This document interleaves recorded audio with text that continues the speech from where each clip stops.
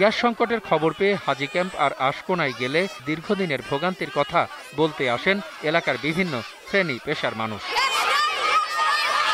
একদিন দুদিন কিংবা ৬-৭ মাস নয়, বছরের পর বছর ধরে গ্যাসের দেখা নেই দক্ষিণখান, উত্তরখান, আবদুল্লাপুর সহ টঙ্গীর একাংশে।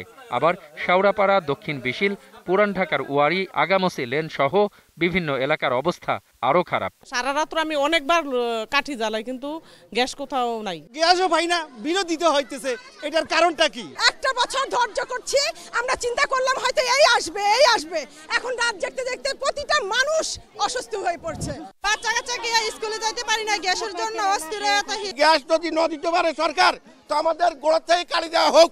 অনেক বাড়িতেই এখন মাটির চুলা বানানোর ধুম লেগেছে।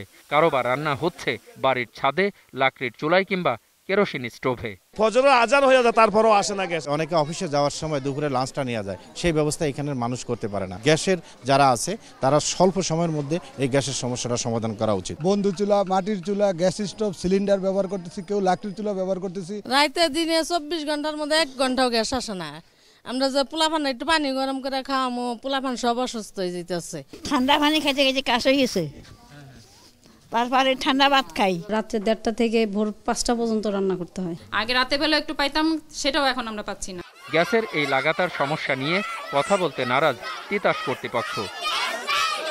রাজধানীর মানুষের দাবি, রান্নার গ্যাস দেয়া বন্ধ করলে মাসিক বিল পদ্ধতিও বাদ দেয়া হোক। প্রতি মাসে সরকারের কাছে আমরা টাকা দিই, অথচ আমরা যদি গ্যাস না পাই তাহলে সরকার কেন আমাদের সুরাহা করে না? টানা 2 বছর ধরে গ্যাস সংকট থাকার কারণে কষ্টের শেষ নেই দক্ষিণখানের আশকোনার মানুষের।